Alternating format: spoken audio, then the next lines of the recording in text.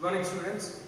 So, as a part of virtual demonstration of lab experiments, so here I am going to explain the pulse width modulation and pulse position modulation experiments.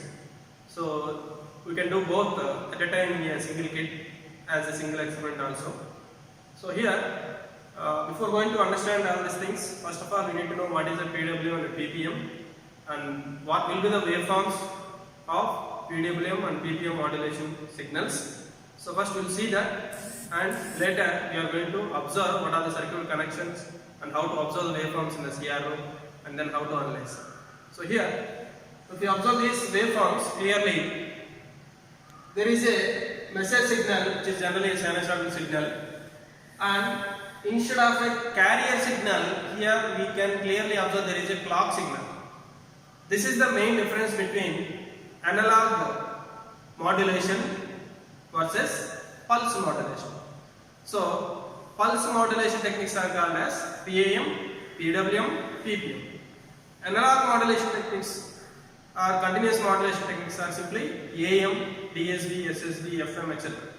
So, in all those, in place of carrier signal, again there is a sinusoidal signal. But here in pulse modulation techniques like PAM, PWM, PPM, in place of sinusoidal carrier, we must use periodic clock signal. This is a clock generator. So that is only the difference. So this is what the carrier signal or a clock signal. What is the pulse width modulated signal? Here the pulse width modulated signal is nothing but the pulse of the carrier or the pulse width of the carrier. This is what the pulse width. The pulse width of the carrier increases or changes according to the message signal amplitude. For example, the message signal amplitude increases, the width of the pulse is going to be increased. If the message signal amplitude decreases, the width of the pulse is going to be decreased. This is what the pulse width modulation. Then coming to the pulse position modulation, that means the position of the pulse, the position, not the width. Width is constant, but what is the position? This is what the position of the pulse. Here it is started. And here it is started. At this particular time instant, the third pulse started. At this particular time instant, fourth pulse started. That means these positions are going to be changes at the output after the PPM modulation. For example, if you observe this PPM output, they will be having pulses, but not like this, but these pulses are located at different locations. Here the location in the sense all are with respect to time only. At different time instants, we are getting the pulses at different locations. So the change of these pulses are also according to the message signal amplitude. If the message signal amplitude increases, the position of the pulse is moved to like this. That means the position changes rapidly. And if the message signal amplitude decreases, the position changes slowly. This is what the pulse position modulated signal. Here we can also compare PWM and PPM, and also we can generate PPM signal from the PWM signal.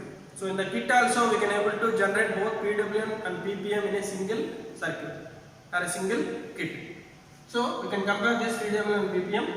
So if you observe the PWM output, so PWM output pulses are ended at different points. So when the PWM pulse is ended, there one PPM pulse started. Again, the second PWM pulse ended here, so that one PPM pulse started. So that is what the comparison between the graphical analysis of PWM and PPM. Of course, we can able to generate PPM signal from the PWM signal. So how can I generate PWM to PPM? So by using some filter circuits and IC connections, we can able to generate PWM to PPM. So in that process, we may use filter circuit like RC filter, so high pass filter. So here we are using a capacitor. If you want to observe the capacitor output, there is a spikes like this. So at each and every negative spike, we are going to observe one PPM pulse. This is also another comparison. So these are the graphical representation for the generation of PWM and PPM signals. And now let us observe what are the applications of PWM and PPM. So PWM, pulse width modulation, can be used generally in all types of timing applications. That is in order to control a a device or a control a motor or a control a pump or a water tank, then you must use some timing signals. That means for some duration it will be on and for some duration you can set to off. So in order to control the on time period durations and off time period duration of a particular device or any timer applications, we can use this PWM generation or PWM output or a PWM circuit. Similarly, PPM circuit or PPM modulation can be used in RFID applications, satellite applications and all other IC circuit applications. Okay, so these are the analysis of graphical analysis of PWM and PPM and how they are generated and how PPM is generated from PWM and different applications. So now we are going to circuit connections and you are going to observe practical outputs in the CRO screen. Okay. Now coming to the circuit connections, this is what the kit which is used to generate both PWM as well as PPM kit. Now, as you know that for any modulation we need to have message signal and a carrier signal. So here this part is nothing but the message signal as a signal generator having 1 kHz signal source, and this is what the carrier signal. So here it is a pulse modulation, so in place of carrier we have a clock generator. From this clock is generated, message signal. So both will be connected to the modulator part. Finally the output will be PPM output, but intermediate output is nothing but the PWM. Both will be, you can observe here. So after that there is a demodulation process. This is very simple process. So now first the CRO probe I am going to connect to the message signal. This is what the message signal.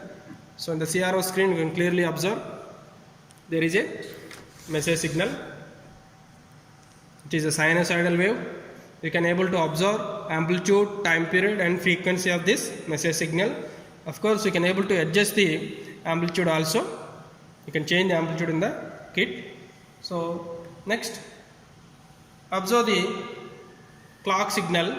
This is what the clock signal, and what is the frequency of the clock signal? Here it is mentioned as 8 kHz.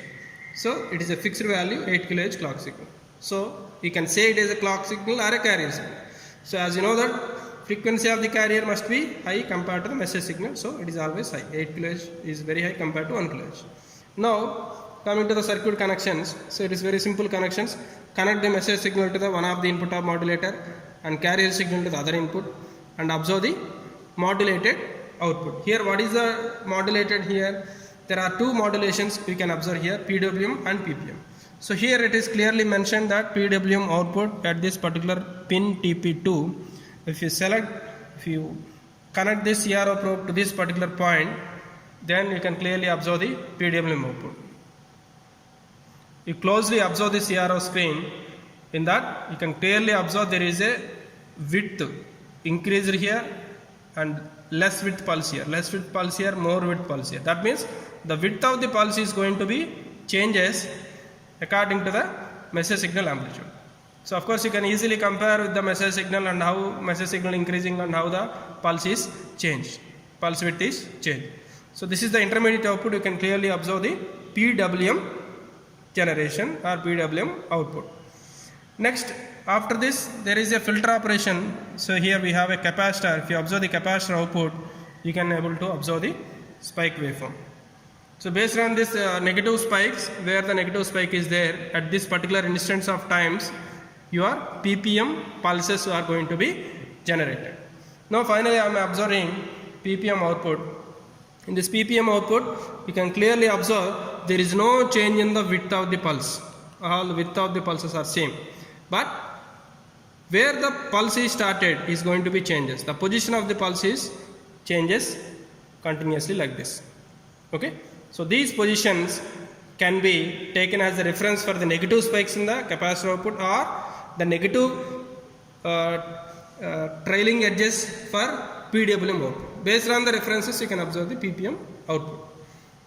Then simply by connecting the PPM output to the demodulator, as well as we need to connect the clock signal also. Then if you observe the demodulator output, that's simply again a message signal. So the demodulated output must be same frequency when compared with the message signal. The frequency must be same, but of course the amplitude may be reduced. So this is the practical observations of PWM and PPM modulations. So all these three are considered as a pulse modulation techniques. So that's why in place of a carrier signal we have used a clock signal. So these PWM PPM modulation techniques are generally used in all types of timing applications and trigger applications, RFID applications, and different satellite applications also. Okay, so this is very useful and very simple usage of this PWM and PPM. So generally while doing any projects by using Arduino or any other microcontroller based projects, so then generally we come across the usage of PWM signal in order to control the DC motors. So this is very useful, and this is what the practical observation of output waveforms in the CRO side. Thank you.